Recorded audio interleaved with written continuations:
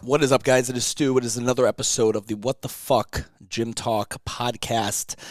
Tom Gallagher, how we doing? Good, hanging in there. So it's in the ether somewhere. You guys can go listen. I had Tom on the podcast one time with business partners, his wife. We talked about the SweatNet thing. We did that at a local co-working spot, and then had one again where you just came in the office at Urban Movement, I think, and we just wrapped for like an hour.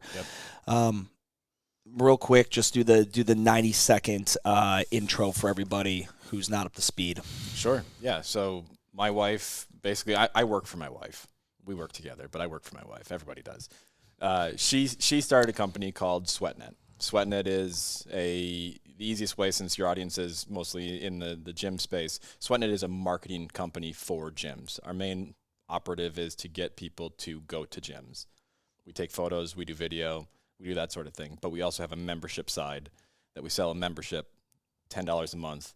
People pay us, and we put on events. That subsidizes the cost of our services to the gyms. That's the easiest way to look at it. Yeah. And you guys started SweatNet when? 2016. All right, so 2016. What were the best numbers pre-COVID? How many subscribers? We got to around, I think it was like 6,000 subscribers paying monthly. And then what year did you launch the license model?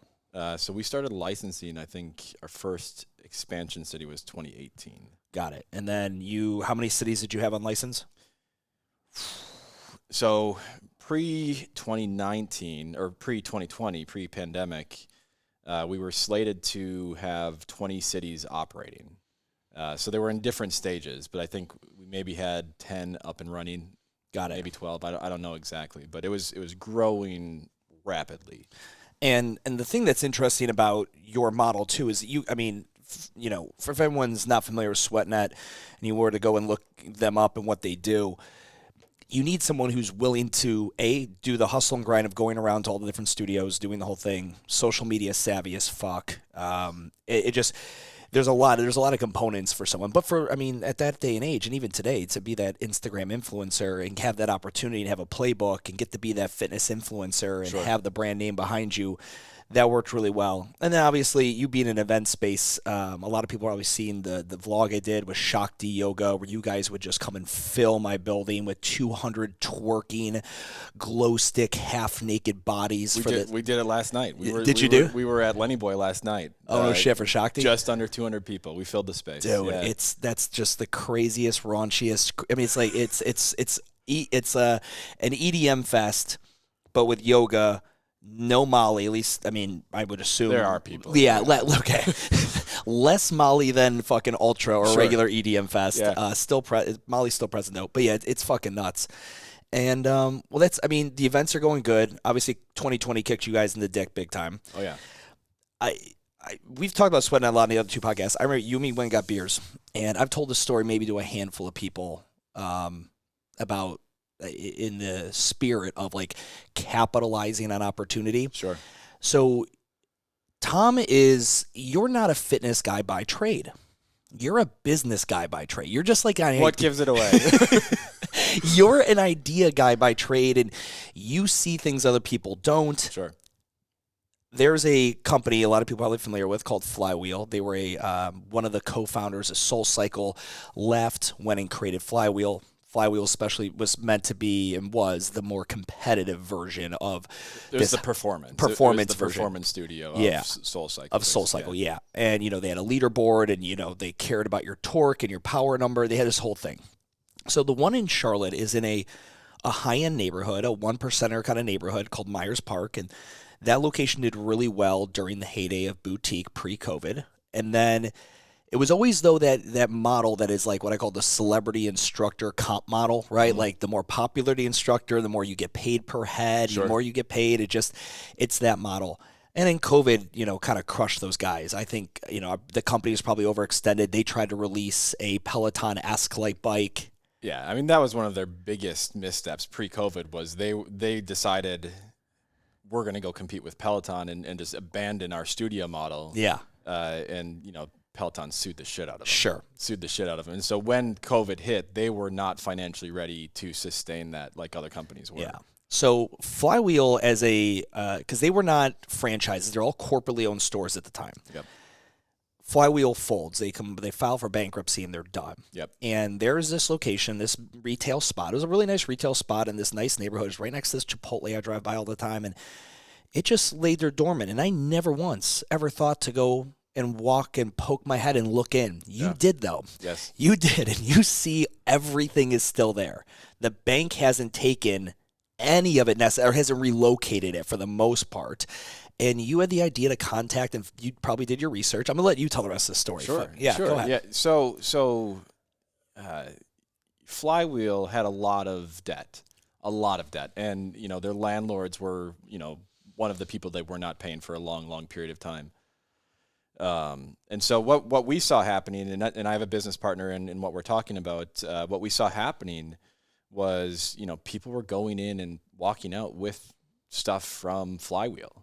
I'm not going to name names, but, there was equipment entering or that was there and was no longer there. And people who still had keys that were just like, fuck it. Maybe they had keys, maybe it was other people, but it was the equipment was disappearing. And so the conversation was, should we try to actually legitimately get this equipment? And, I had no desire to open a studio because we work with studios. Yeah. Like we work with studios, and it would be very competitive of me to open a cycling studio. But the opportunity was too prime to just say, let's not look at this. Yeah. So we reached out to the landlords and we said, who owns the equipment that's inside there right now? And Flywheel's in bankruptcy. They haven't exited bankruptcy. They're in bankruptcy. Who owns that stuff? They claimed it. I don't know if they actually owned it. But they said, no, that's ours. That's ours. Yeah, I mean, probably in the lease, because if they abandon, there's probably an abandonment clause in there. If you abandon shit in there, we now own the rights to it. Yeah. And I said, what are your plans? Obviously, you're looking to lease this space. You're not going to be able to lease this space with this equipment in here. What are your plans with it? I can maybe help you throw it away or whatever. So we went in there and we itemized everything that was in inventory, and a lot of shit was stolen. They originally had like 60 bikes. There was only 35 left. So a lot of stuff was missing. That's a lot of missing bikes. That's a lot of missing bikes. We itemized them. We tested each one, and we gave them a report of, okay, these bikes are in a state of disrepair. They're pretty brand new. And we offered them pennies on the dollar for what the bikes were worth. And the first offer, they're like, sure, pick them up. That's crazy. Pick them up. And so we had bikes before we had any plan to open actually a physical location. That we had to figure out, should we get a box truck? Should we get a storage container? Where are we actually like? Worst case scenario, you do nothing with it, and when the market turns back on after post-COVID, you're able to resell the equipment. Yep. And so my background with SweatNet, we do pop-up events outside all of the time. We're still, this is in 2021. We're still kind of in COVID. And so the idea is, let's take this opportunity, the silver lining, I guess, and say, some people are not comfortable working out indoors. Let's open an outdoor studio. Let's just put these bikes outdoors. And so the quest was find a venue that will house 30-ish bikes and, figure the rest out. And we were shooting from the hip. We were honestly just shooting from the hip. Was your plan to put them all in a box truck and drive around, go to the venue and, because you weren't going to probably find a venue with a carport or some giant overhang or a hangar to store them. We were so winging it that we didn't know. We were, honestly, I was pricing out pods. I was pricing out buying a container that we could put on a shipping location. Container. A shipping container. Actually, 2 of them, because we would have needed 2. And just storing them in, then wheeling them out every day. Yeah. Just because the bikes were so cheap, any business model made sense. Sure. Any stupid model would have made sense because we basically got these bikes for free. And one of the first places that we contacted was we did work with, I did photos on the roof of Green Brothers Juice 3 years ago. And I was like, that would be a perfect location. Reached out to them, got the connection. It's the owner of Green Brothers Juice. His brother is the landlord. And so we went back and forth, super accommodating. He's like, yeah, you can use the space, try it out for 2 months. If it works, let's enter a lease. Let's just give you a 2-month trial. Basically 2-month trial, like a handshake agreement, nothing documented. We're up on the roof, basically weekends. We just started with weekends, and the first weekend sold out. Let me just paint a picture for everyone on this. So this is think of a retail shopping plaza, very modern looking, very nice. It was just built a few years ago. There's a really popular pizza spot right there on the corner, a really popular coffee shop. Green Brothers Juice is a local brand with multiple locations that does very well. Grocery store. I mean, it's a great fucking plaza, and you're on one of like the premier streets, this main thoroughfare in this neighborhood called Dilworth, which is again a very expensive, good area right in the downtown scene. And the roof, but like you got to think like the roof, like, so what, are they climbing up a fire escape out there? Like it's interesting because you have access from inside the building. Well, so ours is not actually access from. Well, you can get access from inside. You'd have to go through the yoga studio, which is Y2 Yoga. Got it. But there is an outdoor stairwell, nice stairwell. So you just go to the second floor. Just walk up, you take a left, and you are on basically, we have, fake turf. Yeah. Up there, and we have all 30 bikes out there. How many square feet do you think of space on that roof are you using? We are using about 700 square feet. 700 square feet on a roof, lay down some turf. But you obviously, the trial went well. First, you sell out the first time. First class, yeah. Sold out. And so we kind of skipped the part is all of the flywheel instructors are unemployed. And, again, golden opportunity for us. We don't need to train anybody. We have all these people with an audience that and a following and clientele that love them. I said, hey, you guys want to start teaching to your people again? They were at home streaming. And this is the thing that I don't understand is why somebody would stream a cycling class when you have Peloton. Like, what are you going to really, really compete with Peloton? So, but they did, and they had that loyal of a following that they had people with Peloton bikes that were paying them, per class to stream with them. Wow. So over the Peloton. They put their iPad on the Peloton. Over Peloton. Instead of a 23-inch screen, you're on your little 9-inch iPad watching these instructors. And so that's how loyal the following was. And so we reached out to them, and we got all veteran instructors. Well, how much did you know about it? Because the Flywheels model had about 50 bikes in there, correct? Yep. Maybe it was, I guess, maybe closer to 60 then in some scenarios. No, it was 50. It was 50? The room was 50. They had additional bikes in the back. They break all the time. You have to replace them. What was Flywheel paint instructors? What did that comp plan for those guys look like? So, I mean, because you had to have known kind of what that bar was at, so you knew what to propose to them. It was, and so we pay our instructors pretty much the same rates that Flywheel was paying their instructors, and it's based off of how they fill the class. And on a per class basis for the senior instructors, they were making around $150 to $200 per class.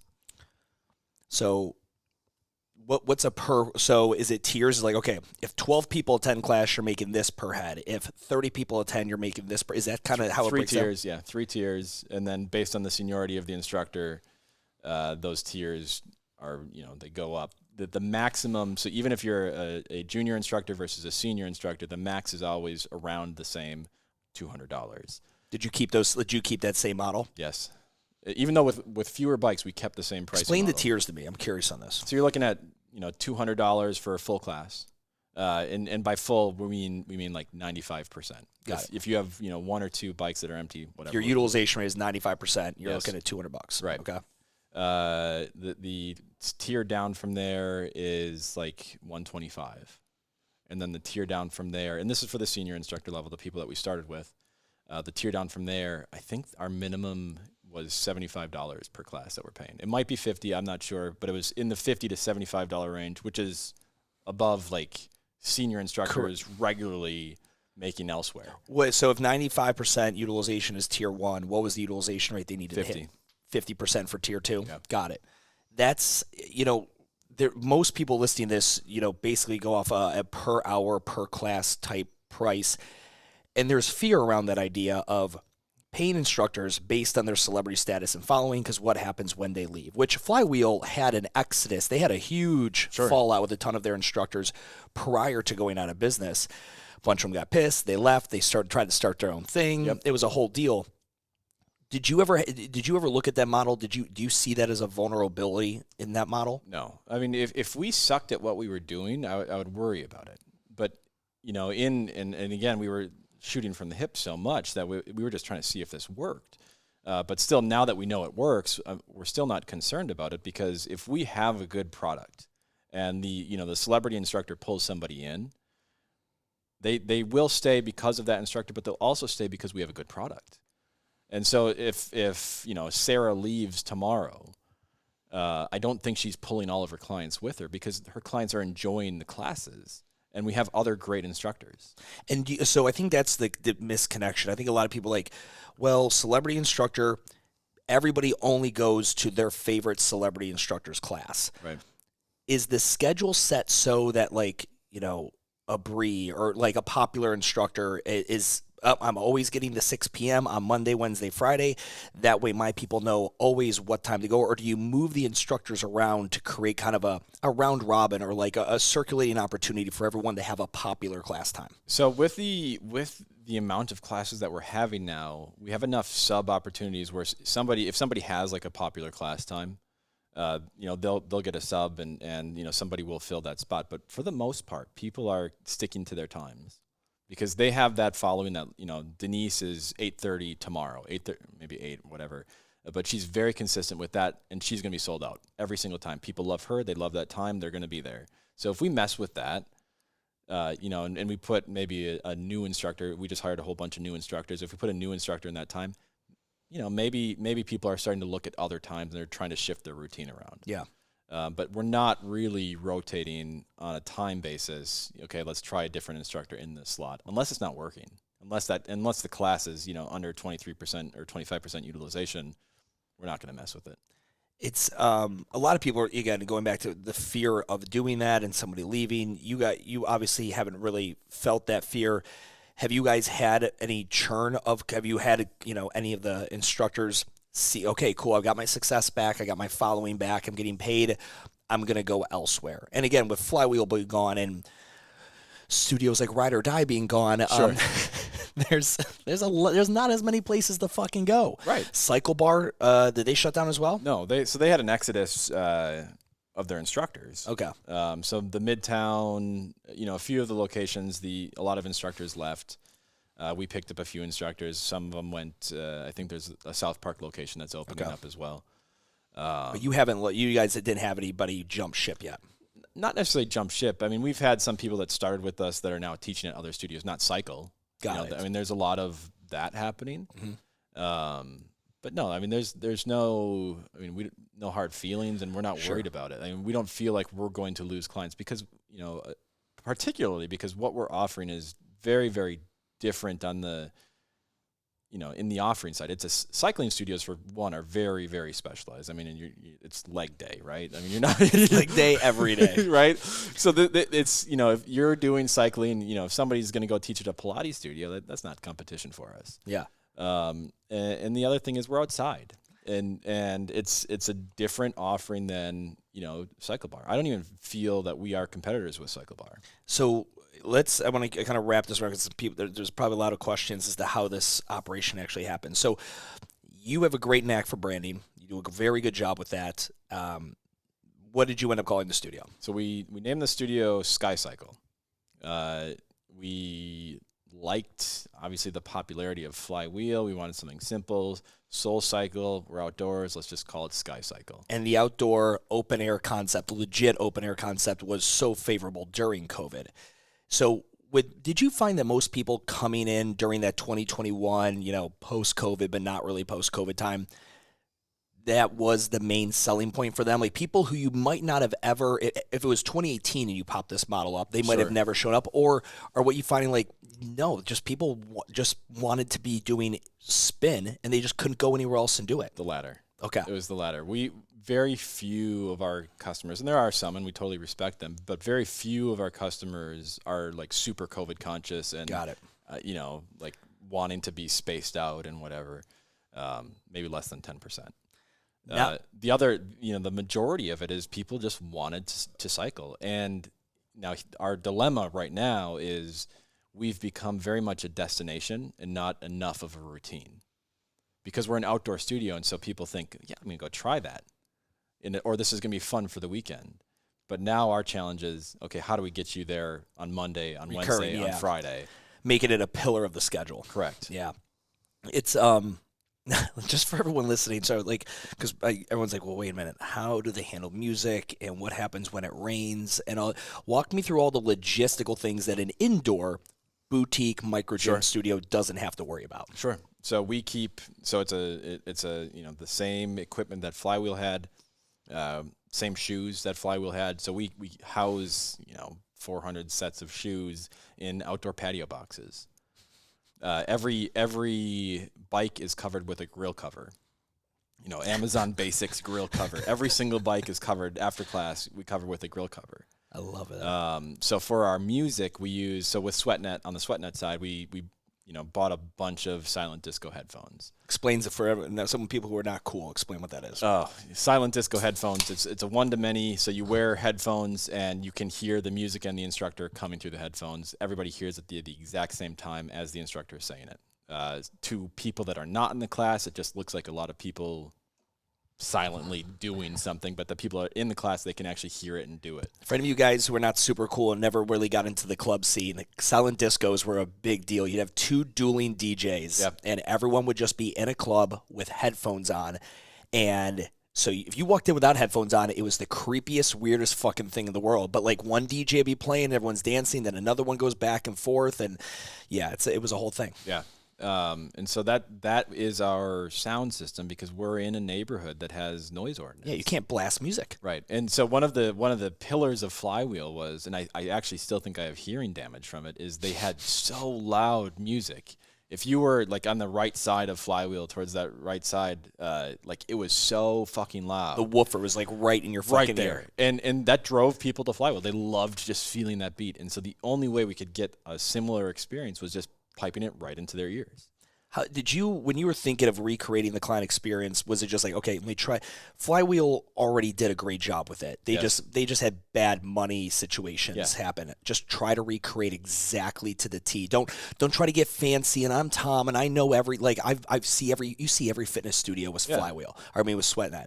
Like, was it just follow their game plan, or did you see any glaring holes that you were like, I can do that better? It's not necessarily better, but it's cheaper. And so, with Flywheel was a luxury brand, a luxury, performance brand. And we looked at actually renting the same space. I mean, the rent on that space is astronomical. How much do they want for that space? Oh man, it was like 50 something per square foot. It was Jesus Christ. Crazy, and it was a giant space. It was giant. And we really seriously contemplated it, but I didn't want to really open a traditional studio, because I have the SweatNet side and I want to maintain that.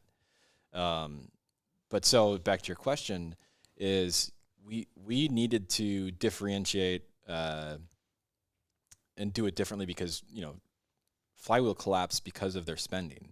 They collapsed because of how big they got and they couldn't sustain it. SkyCycle, on the other hand, we have basically no overhead. We pay very, very cheap rent. How does the rent model work? It's a traditional lease. I mean, so we have a traditional lease. That's what we worked out, but it's outdoors with no amenities. We pay per square, because you got 700. Like, do they base off the 700 square feet? Is that kind of what they base your rent off of, or is it a like you can work back to it on the square foot thing? But it was really, here's the handshake agreement, and we're just going to modify it to say, okay, around this range. Okay. But it's minimum. It's very, very small. Okay.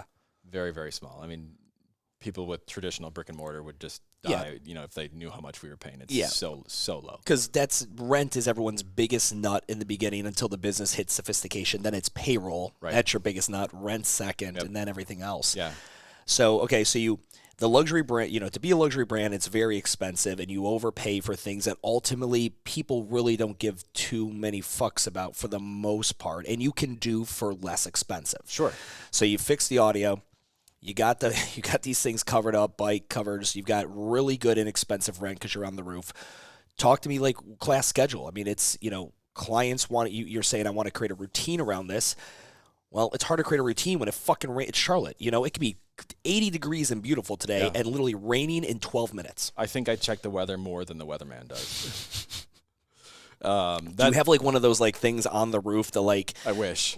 it's like a remote thing. It gets the air. Oh, yeah, man. I've literally got one. It's in that box there. I was going to get it for the roof because I was installing a retractable awning, and I needed the engineers needed to see what the wind is. You can have it because I can't return it to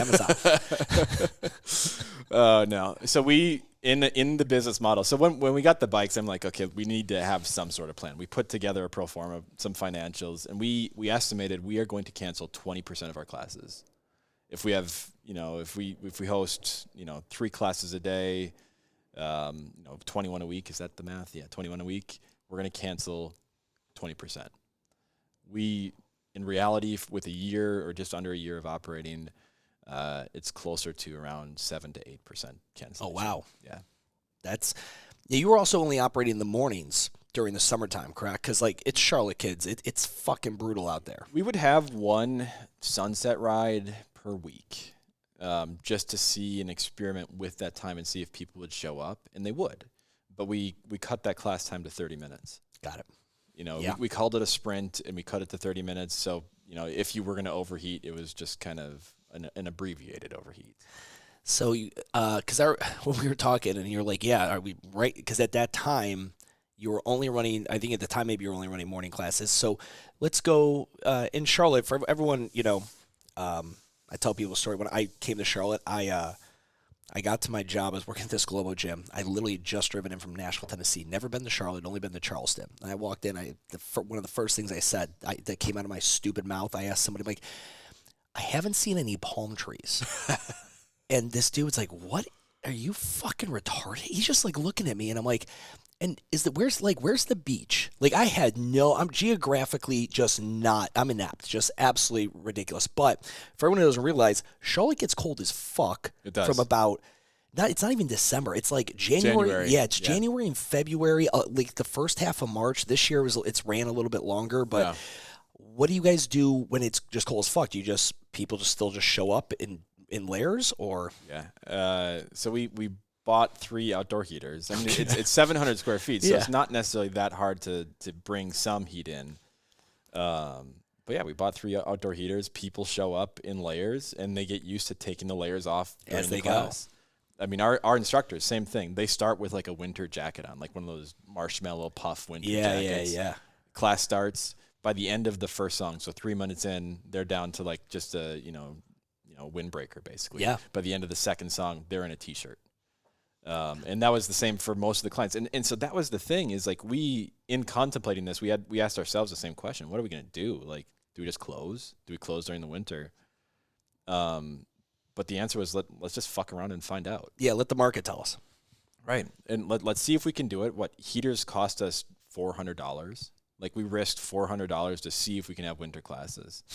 And it worked. Yeah. It worked.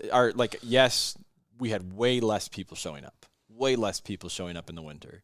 But again, with our overhead, is whatever. I had a gym owner come and visit, and it was like a Friday or something, and he came in on a Thursday. I picked him up. We went and had coffee, and he's talking about opening a gym, but he can't afford brick and mortar. He's like, I want to be outside. He's in Nashville, Tennessee. Yeah.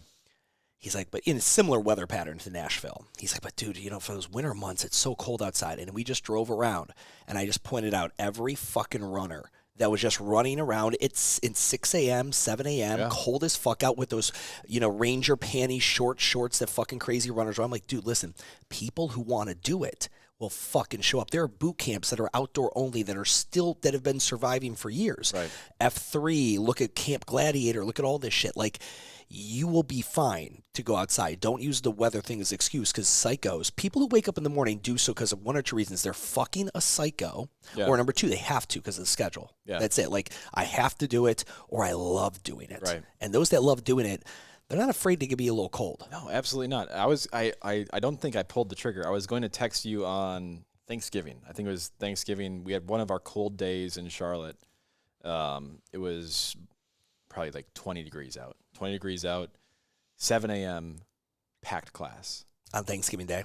Thanksgiving Day. So we had a power hour, Yeah. Thanksgiving Day, power hour, full class, right? And so, what causes people to show up for that?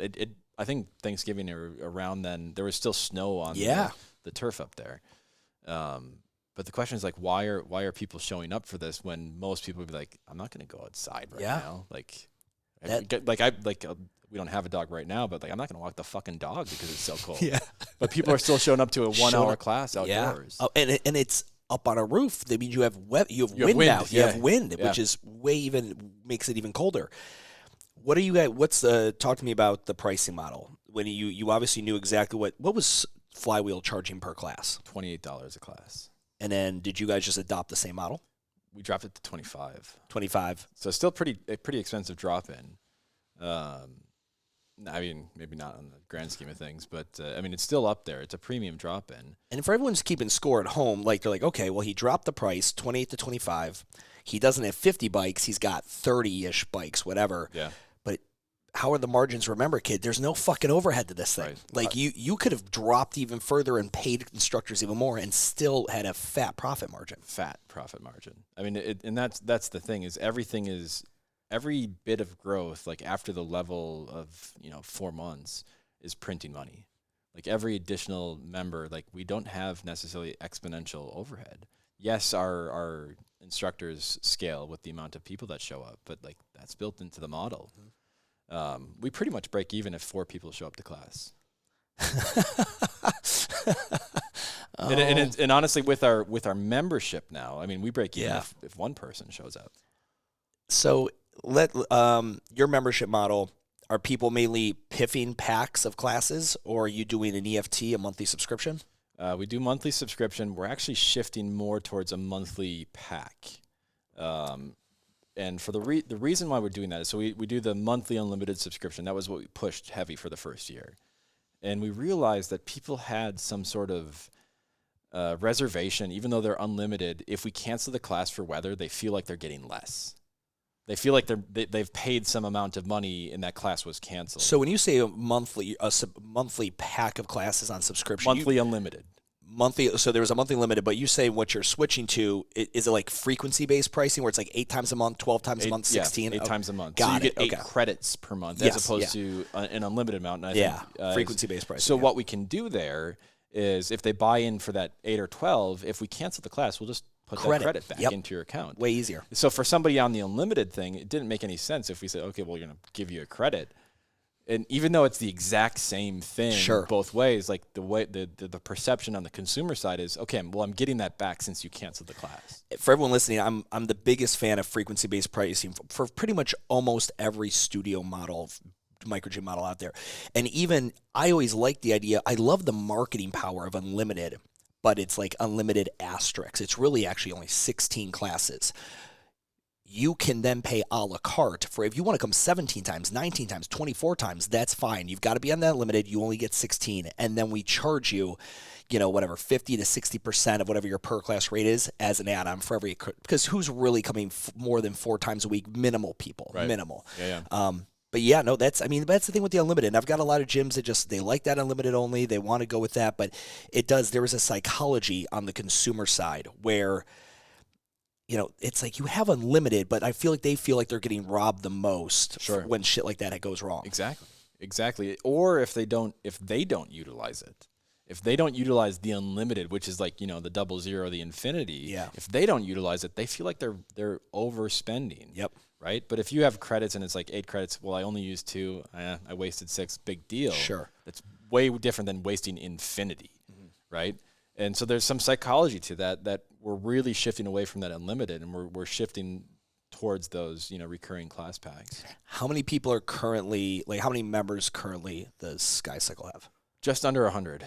Yeah, just under 100 members. That's impressive, man. Yeah. I mean, and anyone listening, double digits, for anyone else, I'd say, well, we got to work on that. But not like for you guys, you just have this luxury. Right. Oh, my God. So you strike, again, you seize an opportunity here. You do what everybody would love to do, but think it wouldn't work. Most of us arguing, go to 2018 and 19. we would argue, yeah, but that's not going to work. Weather, elements, inconvenience, blah, blah, blah, blah. COVID happens. It makes everyone rethink it. It's 2022. Charlotte's completely back to fucking normal and Right. has been for a minute. And you're still not taking it inside. Right. You're keeping it there. Have you thought about, I mean, again, finding, that's harder. Where am I going to find the second fucking rooftop to hang Sure. out on? Yeah, no, and so we had honest to God conversations about taking it inside. That's when we looked at the flywheel space, and we said our model works outside. I mean, and this is the Saturn Car Company. They were crushing it with college cars, and they said, well, let's make an SUV, let's make a sports car. They fucked themselves. Yeah. Right. And same exact thing that Flywheel had. They were the leader, aside from SoulCycle, in performance cycling, indoor cycling. And then they said, well, let's do the at-home thing and we'll compete with Peloton. They screwed themselves, right? And so for us, we have a very good small niche that's working. And so we have zero plans to go inside. Yeah. Absolutely zero plans to go inside. We would absolutely scale this into another, we don't have plans for it right now, but into another location, multiple locations, if we can find the talent. It's not even though we basically stole the bikes, it's not the cost of the startup. It's getting the talent of the instructors and knowing that we can have good, solid instructors to start. And I don't want to train people. My business partner, Jen, doesn't want to go through that either. But if we can have good talent, yeah, we'll start a second location. Break down for me what this talent means, because there's some people listening and they'll tell me, like, I've got a great coach. He's this certified, exercise science, knows everything. But I go and maybe observe his 5 a.m. class. I'm like, I'd go to fucking sleep. Like, Sure. He can't make me laugh. He's not getting me pumped, whatever Yeah. maybe. But he's a great coach, Stu. He has all this talent. I'm like, in group fitness, you're just like, I think, a flight attendant, just like a stand-up comedian or a Toastmaster or whatever. You realize you are putting on a show. 100%. The fitness that you deliver is second. And there's some purists in the fitness industry, especially like in the CrossFit scene, anything with the barbell in hand, that obviously really wants precision in their coaching because they don't want people to get injured. And I get that. Right. But I look at that as like the bare minimum. Do you like your doctor because he actually prescribes the right medicine, or do you like the doctor because he doesn't make you feel like you're at the doctor's office when you go to see him? Right. That's talented. Yes. At least how I think of it. Yeah, I think it's the studio's responsibility to prescribe the right fitness modality that's safe and effective and whatever, getting the results. It's the instructor's responsibility to be entertaining. That is what I believe. Yeah, they should follow the modality and they should stick to it. But we have people on our podium that had no prior experience to cycling. They were just really, really entertaining people, and they know how to. So we ride to the beat of the music, and they know how to cue to the beat of the music, right? And so they have a little bit of tempo with them. I have no tempo. Again, I'm sure you can tell if you're watching this, you can tell. I imagine you were in a breakdancing club on the weekends. Yeah, that's my dream. But going to that, like, I think maybe, entertainer, I think maybe some people hear that, and I get shit on for this all the time. Take the word entertainer out and put in the word addicting. They need to be addicting. Yeah. Like, whatever it is that's addictive about them, because they motivate me, because they look the way I want to look, because they make me laugh, because they whatever the fuck it is. That's what you need. It's like Warren Buffett said, find something that costs you a penny you could sell for $1 and is addicting. Sure. Like, that's the best business model ever. Absolutely. And what we do with our instructors is we make sure we don't have the same personalities on the podium. Because what makes Denise attractive is very different than what makes Sarah attractive or Lindsay attractive, two different riders.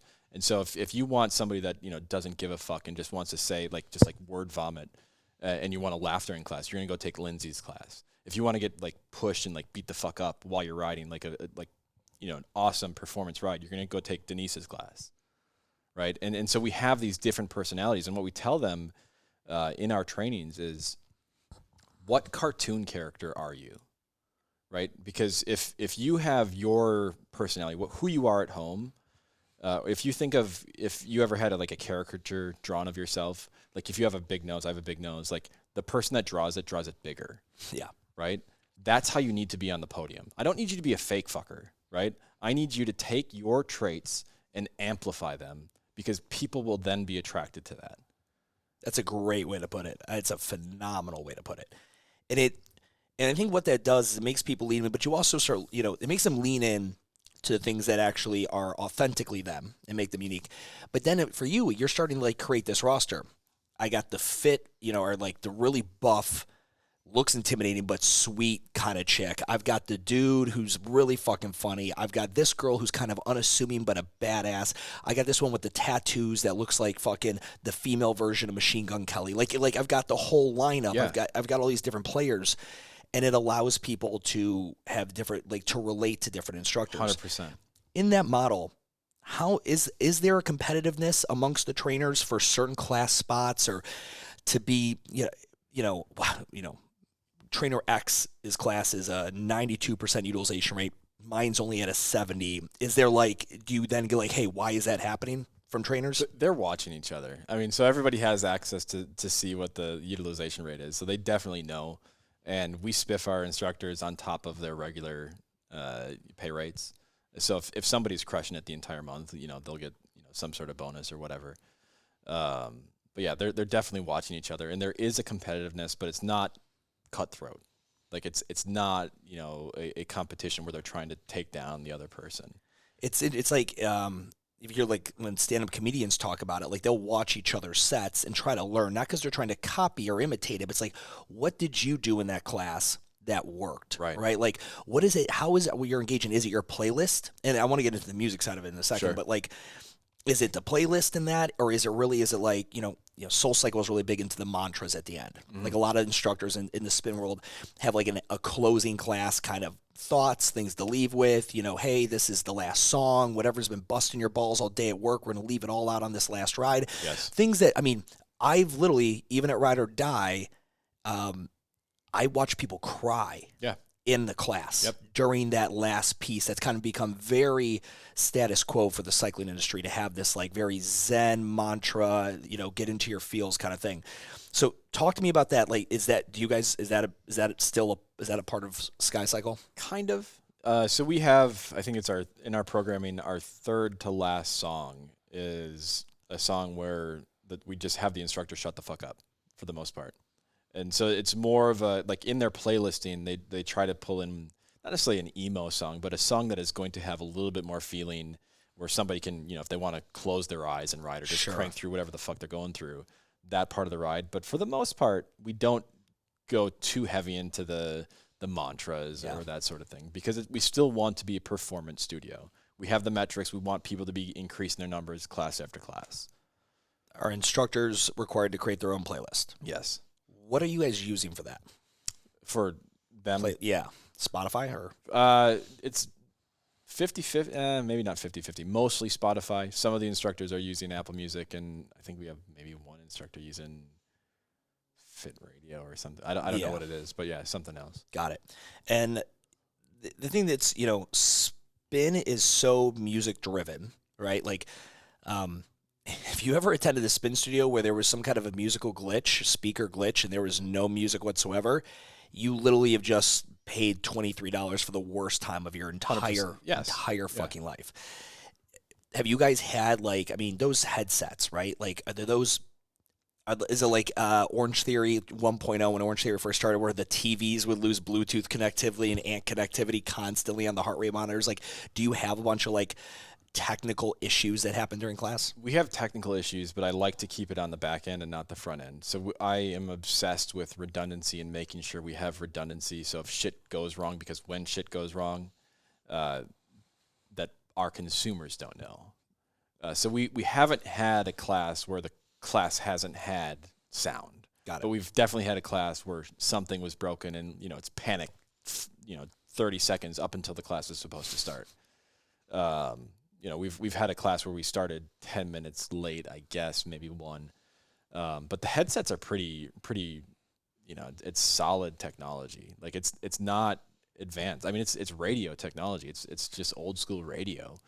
So that's not difficult. And on the SweatNet side, I would much rather set up a silent disco class than I would a class with 4 speakers. Sure. Way easier for me to run. I listen to this story and I'm like, there's kind of a little conflict of interest someone could look at. Be like, Sure. well, you've got SkyCycle and you've got SweatNet. Are you going to be hosting more SweatNet events and associating SkyCycle? You could be pumping, because what people maybe not realize, studios will come to you and be like, hey, how do I get on your calendar? I'm a SweatNet affiliate, right? I want to have an event, and when you guys advertise it, because then it's going to go out to a bunch of people. I'm going to get a bunch of leads. Like, I mean, guys, literally, they would put on an event, and I'd have 200 plus people show up filling out my waiver on a Friday fucking night. And now I have 200 legit fucking leads. Real fucking humans that walked in, and I got to meet, shake hands. I'm helping some girl get the fucking highlighter off her arm or whatever. Like, I've got beers. I'm handing them out to people. Like, whatever I needed to do.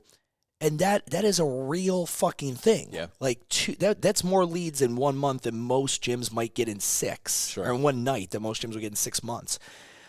Did you ever have like a conflict of interest where any studios like, whoa, are you going to pimp your own thing now a little bit too much? Or so the first thing is I don't go around advertising that I'm doing both.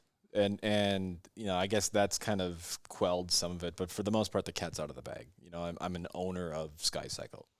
But no, and we're very specific with SweatNet. We don't play favorites. When Erin was with us, she worked at Metabolic. We didn't just say Metabolic, right? Even though, Metabolic is a premier gym in Charlotte, like, we were very specific not to only feature Metabolic. Same with SkyCycle. I mean, even though, like, that's something I have ownership in, SkyCycle has to follow the same routine that every other gym has to do. And that's what my wife handles. She'll make sure of that. Yeah. So, I mean, you got SweatNet, you got SkyCycle. Which one do you see the future? Like, if you had to, because again, you go 50-50 to two things, right? Or 100% in the one thing.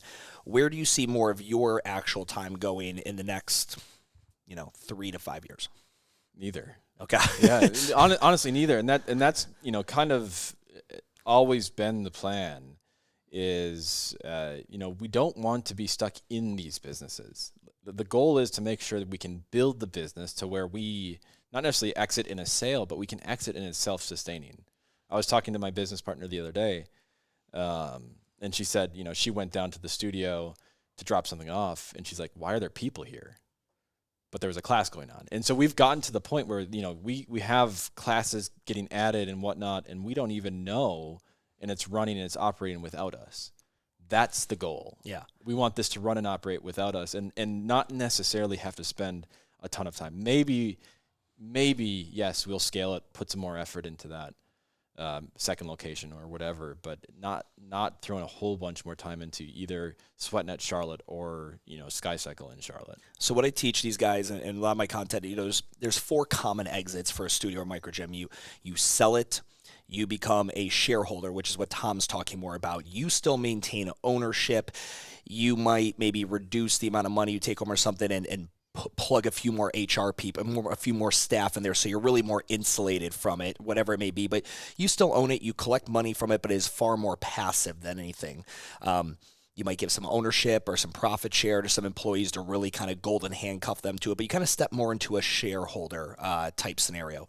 And then there's replication, right, where you could replicate enough of those locations to where you don't need to have the flagship one anymore, franchise it, license it, whatever. And then there's unfortunately the worst scenario, unless it was 2020, is actually a good scenario, liquidate. Sell all your shit. Those are really the 4. Right. And you're essentially talking about the shareholder kind of thing, like kind of exiting that way. For the most part, I mean, for both sides of things, I mean, on the SweatNet side, we have, we still have plans to have that rapid growth and scale it to have, 100 locations. But in terms of being in the business on the day-to-day, boots on the ground, like setting up for events or managing a class schedule at SkyCycle, no, there's no interest in that. And with SkyCycle, the margins are so good because that's the thing that's hard in the brick and mortar. And because I tell brick and mortar microgym owners, you will never, ever, ever be fully removed from the business. You're never, because the margins aren't there. You're not going to be able to have enough people between you and the front lines, like you having to go back and open up a class. Like, you own a studio, you might have 2 full-timers, a couple part-timers. Full-timer number 1 gets pregnant and leaves. Part-timers 2, 3, and 6 fucking get whatever and move. Like, Right. like you're like, fuck, now I've got to go in and coach a class because it's the holidays and nobody you're right back in the damn thing. Yeah. So do you see the shareholder model working for you because you do have the margins to put enough people in between you and having to come back to, check people in for class? We do need to grow it still. I mean, we need to. There are still the even tomorrow, which we just canceled the class because we couldn't get a coordinator to fill it. And if we don't have a studio coordinator, and we only What's have a coordinator? Coordinator is the person that unlocks the boxes and hands out the shoes. They take the grill covers off and they get the space ready. Got it. You can't find somebody to fucking do that? We have so we have lots, but for some reason on Saturday we don't have one for 7 a.m. And so you don't want to do it. It came back to Jen and me, and so Jen has family stuff, and I'm basically no. I just don't fucking want to. But there are many shifts where that not many, but on occasion where I will just go be the coordinator. And so we're still in the business. I'm still in the business, even though yes, I'm operating the high level. I'm down in the dirt. I don't think most of our guests know that I'm an owner. I think they think I'm a coordinator.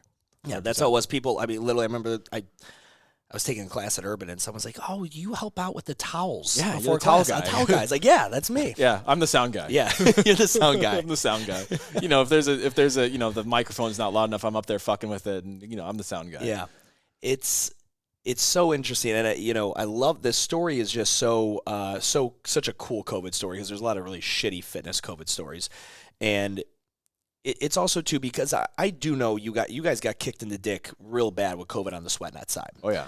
And it's really easy. I saw a lot of people in the industry when COVID happened, they're taking this big loss, and it just affected their entire mindset. They just kind of just went completely like, I'm getting out of the fitness industry. I'm going to go sell real estate. I'm going to do this. I'm going to do that. And then there you are getting kicked in the dick, and you're finding another way to potentially also possibly get kicked in the dick. You don't know, but it's a risk. It was a well mitigated risk, sure. Low risk, whatever you want to call it. I would say it was. We still put in $10,000+, which is still so insanely low. For most people, sure. it's not. That's not chump change. No, but it's still there's risk. But we knew we had the belief that we'll at least make that back. Sure. And if we don't make that back, we'll just sell the fucking bikes. Yeah. Right? And in COVID, you would have done great. Yeah. Done absolutely great. But yeah, I mean, we were in a very unique position, and I think you mentioned this earlier, but if 30 bikes showed up at my doorstep next week, I'll probably put them on a roof somewhere else and open a studio. Yeah. But it's the talent, it's finding the people that's the bigger challenge for me than finding the rooftop. So what's the key for finding talent in a model like this? Is I got to go to the best winning spin studio in town and poach. Kind of Barry's boot camp literally sends the corporate recruiter, and he gets housing for 3 months in Charlotte. I bumped into him at the bar one time, and he's like, yeah, I have a membership at literally every studio here, and I'm going to find the very best talent, and I'm going to lure them over to Barry's. That's my job. Yeah. If somebody knows the key to finding the best talent, please email me, because that is the ultimate challenge. That's the ultimate challenge. If I knew the answer, we would have 20 studios right now. We would have 20 studios, because it takes a unique person that is able to be entertaining. Most people are not entertaining. Most people, you wanted me on this podcast. I'm like, why the fuck you want me on this? I don't feel like I'm entertaining. I will never be on a bike because I can't talk. These instructors are talking for 45 minutes straight to the beat of the music and being motivating and whatever. There's a talent there. We give them programming. We don't give them talent training, and we probably should. I mean, if any gym is worth a shit, they'll probably take them to improv classes or something. Something. How to be entertaining. But you're just going to kind of run through people, and you get the people that stick, and they stick, and the ones that don't, you just have to move on quickly. I'd be so interested to go undercover, get hired by Barry's, and where they take you out to either the Chicago or the LA locations, and they do their talent training. You go there, and it's part of your interview process. Yes. From what I've been told, third party, and there is I've always recommended, improv classes with your staff is a fun like way for you to go, go do improv, get a few beers, laugh, get out of your shell. Toastmasters classes, Sure. Public speaking classes, anything like that will help you become more lively. Yes. It'll teach you the art of, because like group and fitness instructors, without realizing it, they are public speaking. They know a thing that the person doesn't, the consumer does not know, Right. and they are now, on their platform, and for whether they're right, wrong, or indifferent, people are listening and eating it up. Like that's the person they're going to listen to. Yeah. But for spin, the one thing that's the other two, you have to be fitted. You have to be very fit to do that. You have to be fit to not be huffing and like if Yeah. you right. If you want that, you're not going to be a good instructor. No, you need to be fit so you're not huffing and puffing. And like I said, they're talking through the entire class. Yeah, tell a CrossFit instructor okay, during the entire workout, what they're doing, you're going to do, right? And you're also going to talk through the entire thing. Yeah, it's very, very fucking difficult. And we have instructors, and so nobody knows, and that's one of the reasons that attracted me to cycling to begin with. I was a consumer before I was an owner. Was nobody knows what resistance you're at. So our instructors will tell you, hey, be at this RPM, be at this resistance, but nobody knows. And so I have my theories about, where the instructors are. They might be just, mailing it in and be at zero torque or zero resistance the entire class. Sure. But I know we have instructors like Matt Yost, for example. Like he's probably above the range that he's telling people to ride at, and he's not breathing hard. Yeah. And he'll fill a class. People love him. Like he's a firefighter. I mean, he's a local firefighter, and he teaches class like once a week for us. That's incredible. Yeah. How long of a lease do you have signed on that roof? Is there just month to month? That's a good question. It's a 5-year lease. That's incredible. So what? 3 more years on it? 4? 2, yeah, 3. 3.5. More 3.5. Okay. Yeah. At the end of the 5 years, you renew. I mean, like if everything is as it is now, and you're not at 100. Let's say you've scaled decently. You've grown by 15% every year for the next whatever years. Do you keep it going? Or do you really just I only keep it going if I'm completely 100% removed from it? I think if it grows next year or in this calendar year, we try to early renew the lease. Yeah, before the price gets higher. Rent is just going out of control right now. And yes, we're on a roof that is unusable for any other means, but might as well lock it in. Might as well lock it in because if we know we have something and it's going to take something worse than COVID because we're outdoors, it's going to take something worse than COVID to actually stop us. Have you had anyone come and pick your brain like Sky Yoga, Sky CrossFit? Man, do you hear what I'm saying? Our instructors want to do it. So there's a yoga studio, a very good, popular yoga studio right next door to it. Not even next door. It's like, I think underneath. they technically own the rooftop that we're on, and I have no idea how the lease is actually structured, but I think the whole upper space is technically theirs. Got it.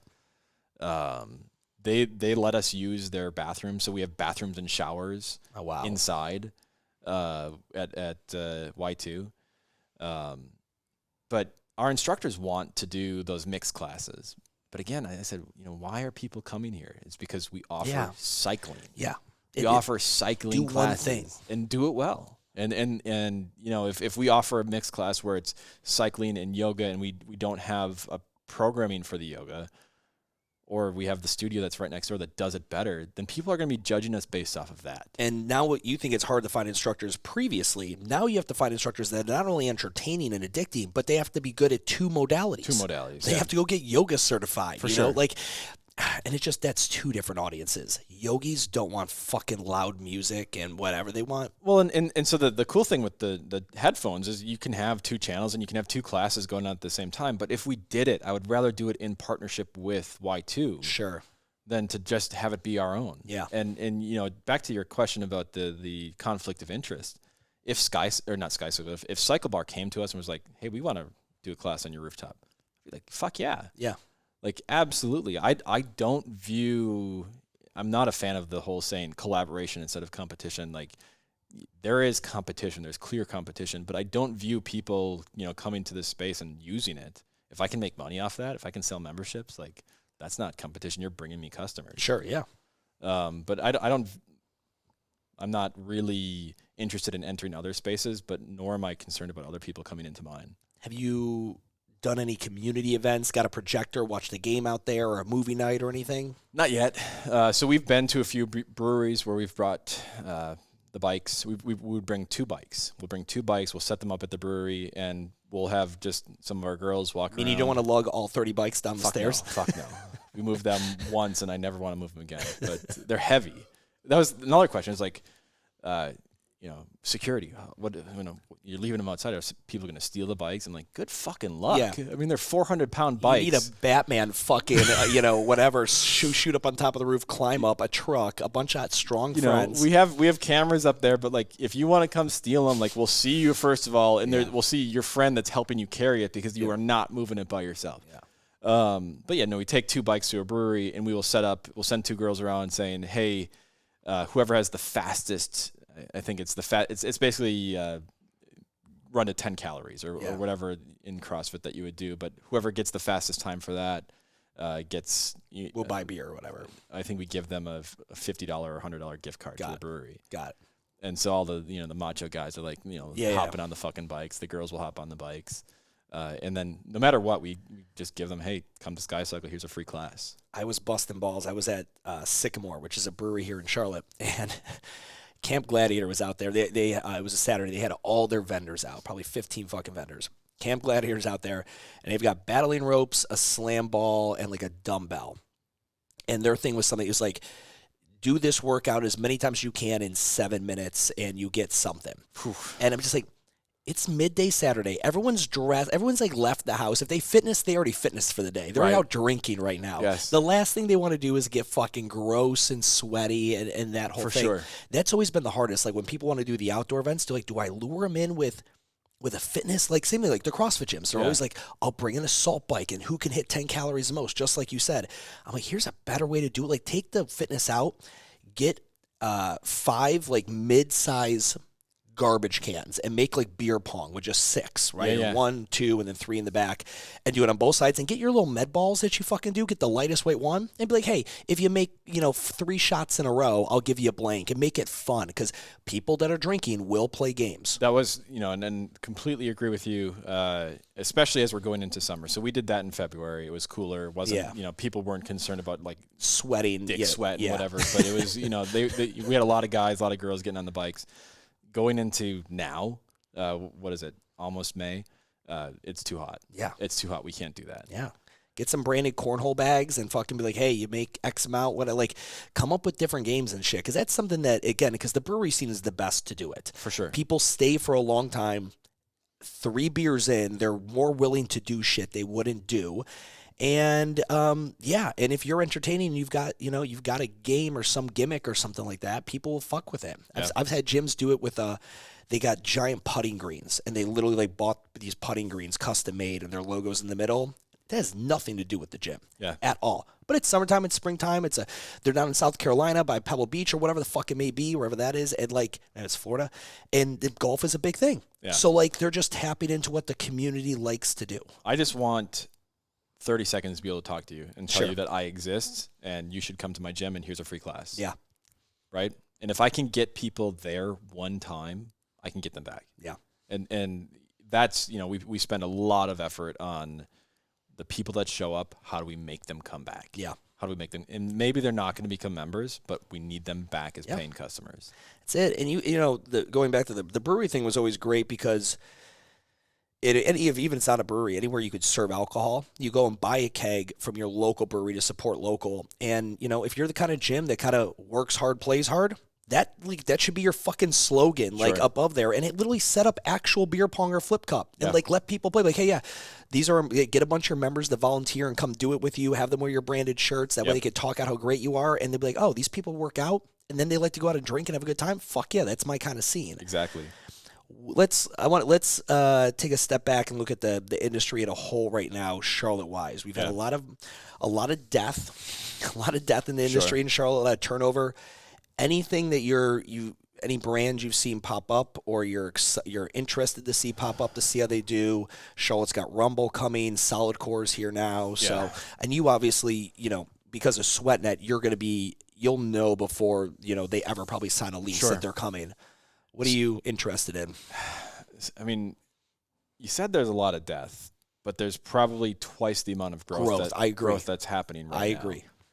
For every studio that closed, there's at least 2 that are opening or in the works of opening right now. So yeah, you mentioned Rumble. We've had an event scheduled with them for the past 4 weeks, and they keep getting rained out. Not at SkyCycle, but at SweatNet.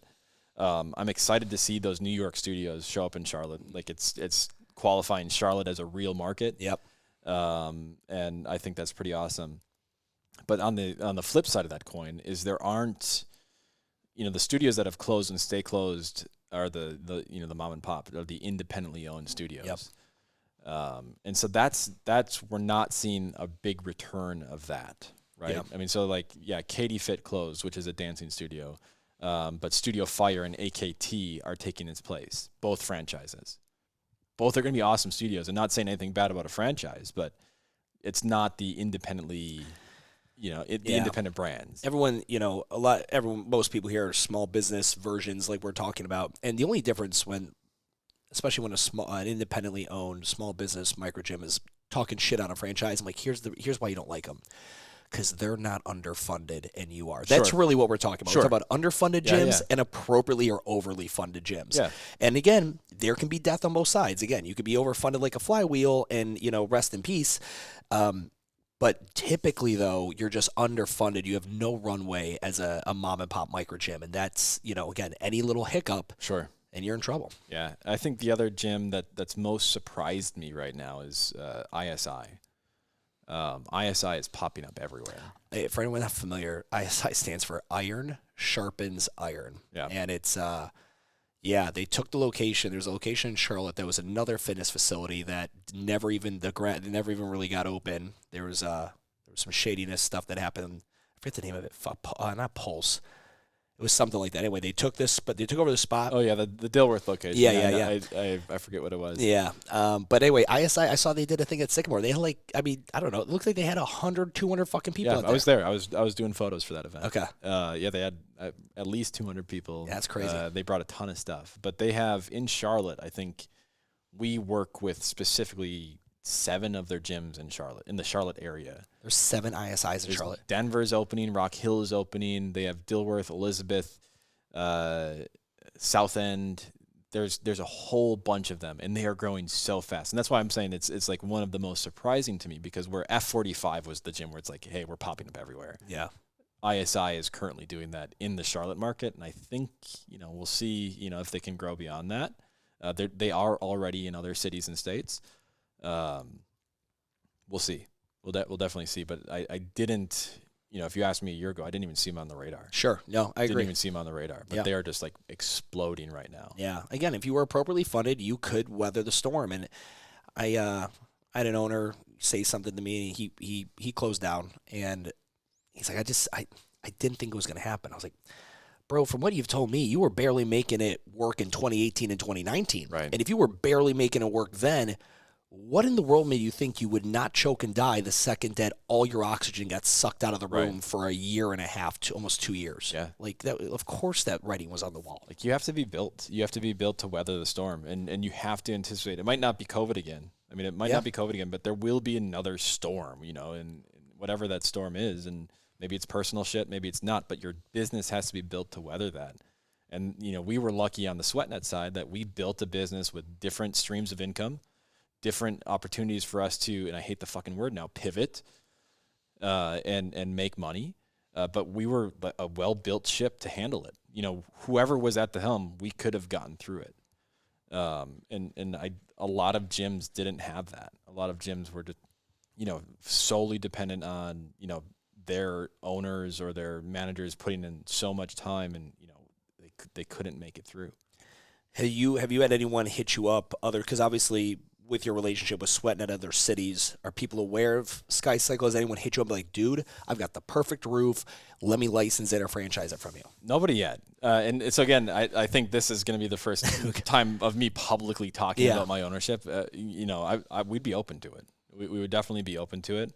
Probably more of a licensing than looking at franchising. Yeah, I no, don't just want to. I don't want to own somebody else's business, and Yeah. I think that's the right thing to do. But we can help people get off the ground with some branding and some operations already. That's interesting. I mean, that's a really interesting 1-2 punch. Like, imagine you had a boyfriend, girlfriend, husband, wife. The girl really wanted to be the Instagram influencer. Right. She could license SweatNet in her city, and this guy's more the business guy like you. He could do Sky Cycle. Yeah. And that's a really interesting 1-2 combination. Yeah, I mean it's a cool business. I mean it's a cool business model. Cool, I'm not a fitness person, but the thing about fitness that I like is I like the lifestyle. I wear the Lululemon clothes. I wear the Noble shoes. I'm not wearing them right now, but like I fucking like the lifestyle. Yeah. I'm not going to be, I barely work out. Like I'll spin and whatnot. But it's a great lifestyle. It's cool people. Yeah, and that's why I got out of my, the job that I actually made money at was, in manufacturing, my big boy job. I got out of that in 2019, and I said, fuck it, I'll just go all in. I'll work for my wife, and we'll do this. And I have zero regrets. I mean, COVID hits 4 months later after I, stopped that stream of income. I don't fucking care. Yeah. Like it's been so good. Like even as we've had to navigate tough times, like it's been really, really worth it. Yeah. Really worth it. I'm pumped, man. I remember you and me went and got beers. It was close to winterish time. I'm surprised you remember that. Yeah. We had a few. And I remember you telling me the story, and it was like, but don't, like, let's keep this off the record for right now. Yeah. And I told a handful of clients, like, on Zoom calls over the years when I needed to just, like, zap them out of their bitch ass state of like, oh, I can't, there's no opportunity out there. I'm like, let me tell you a fucking story. Yeah. Okay. Dude, Tom, I'm excited for you, man. Congrats. I love unconventional success, especially in the fitness industry. If anyone is interested in maybe talking with you, whether they want to talk maybe about SweatNet or Sky Cycle, what's the best way for them to get in contact with you? Email me, thomas@sweatnet.com. That's the easiest way. You can message us on SweatNet. We have people that will answer that. But to get to me, thomas@sweatnet.com. Are you guys, is it SweatNet or SweatNet CLT for you? So we own both of them, and a lot of other cities are operating under their own SweatNet insert city name. But yeah, if you message a SweatNet, you'll probably get to me eventually. Just got it. But yeah, noted. Email's the easiest. Dude, this was great. Thank you so much, man. Awesome. I appreciate it.